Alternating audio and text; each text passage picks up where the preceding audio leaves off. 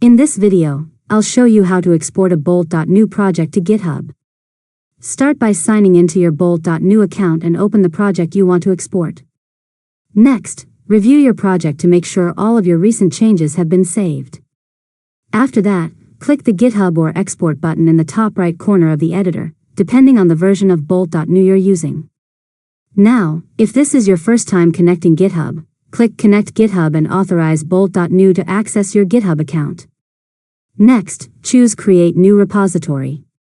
For the repository name, type Learn Mode Lab App.